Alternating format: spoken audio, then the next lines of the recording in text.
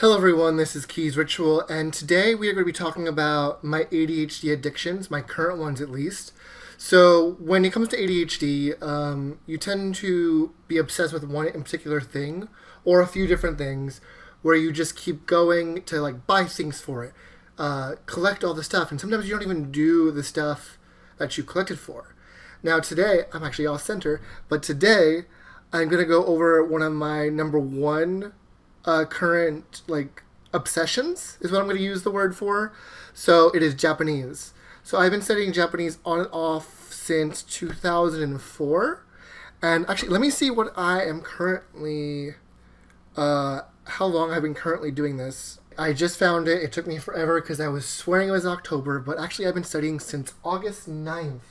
Week of August 9th is when I first started studying again.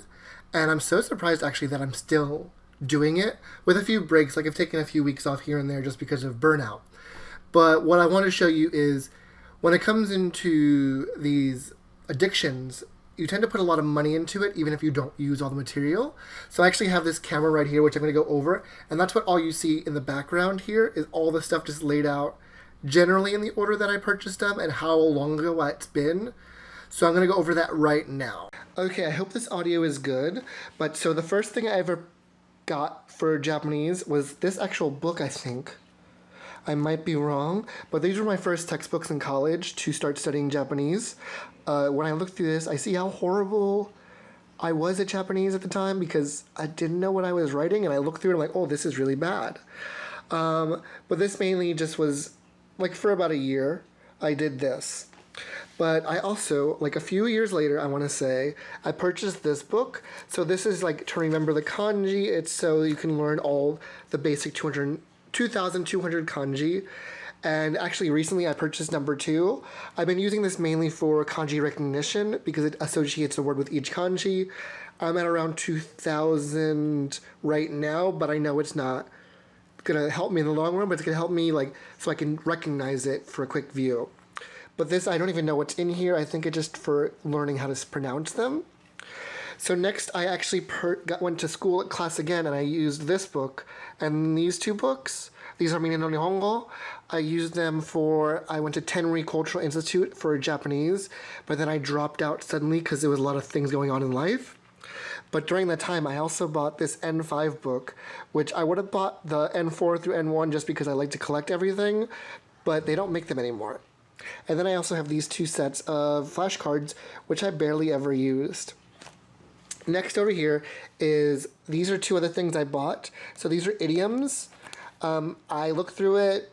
That's about all I did with that. These are also particles because I'm really bad with particles. And I also barely looked through this. Next is my current things that I've been using. So it's Genki. I've actually gone through this entire textbook, and I've gone through most of this. Mainly right now, I'm just learning the vocabulary because that's the hardest part for me.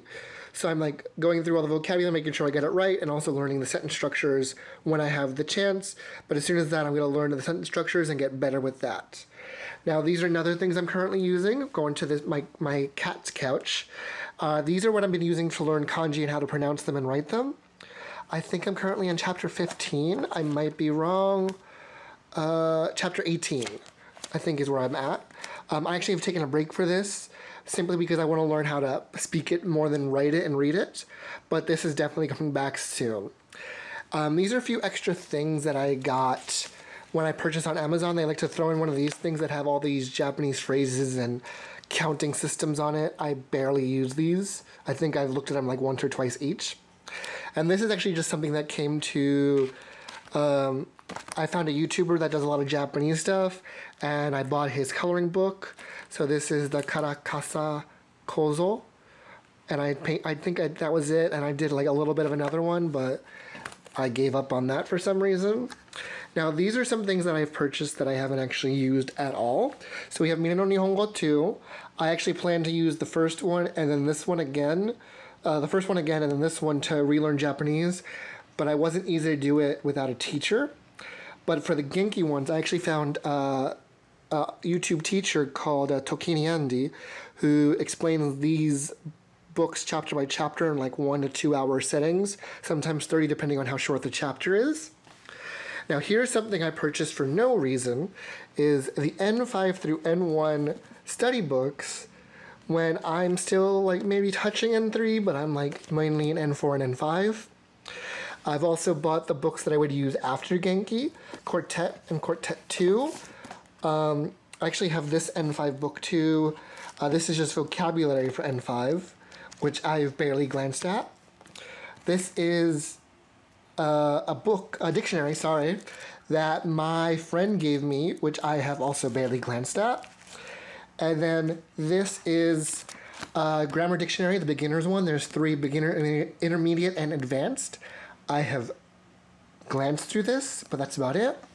And then this is what my partner got me because I was trying to make sure I was fully adept at N4 before I moved on to N3, and I have barely glanced through these. That is how that works. Now I've also purchased a few other things, which I'm going to go all the way over here to the record player. The next thing I got were actually a few manga. I've gotten these actually pretty recently. I have 1 through 5 of the original Pokemon. I have Doraemon. And then I have Pokemon Special, just the first one. These are all in Japanese. And then we have Kiki's Delivery Service, Mirai no Mirai, which I've glanced through. I have not been able to read this because there is no furigana, so I don't understand it that well. And then I have Meitante Conan, Detective Conan, the episode. I was not reading that. Episode 1 book, which I think, read the first chapter of and then gave up. And now to the most expensive purchase, which is another one of my obsessions that come next to the Japanese, is Detective Conan. I purchased all of the manga and the spin-offs. I did not purchase the weird special editions. I do have 2 special editions right here, but I hate that they're in my collection because they don't quite fit. But then because of that, I also purchased some decorations. This I've had for who knows how long, and this was a gift from my drag daughter. But that is most of what I have purchased just for studying Japanese. And that's not even counting the flashcard apps that I've used. I use a few flashcard apps, Anki Deck on my Android. I do write down the words and read them out as I forget. If I see a word and I'm like, I don't remember what that is, I'll write it out. That's what I'm currently doing. But you see, like, all this stuff that I've purchased, I barely use it, and that's just part of, like, this obsession that comes with ADHD. So I went over a little bit of my other one, which is Detective Conan, which is up here. I like how that looks. I have no idea how much I've spent on all these books. A lot. Like, I think the cheapest books were these Pokemon books were like $3 a piece. But some of these went for like 40, 50 bucks. This was like 500 bucks just for these. But that's it for today. I hope you all enjoyed this video. Like and subscribe. This is some new content I'm putting out simply because I want to get back into YouTube. But I'm not really into doing makeup anymore on YouTube. I still do makeup, but it's mainly just for work, not for fun. But I hope you all enjoyed this video. Ciao!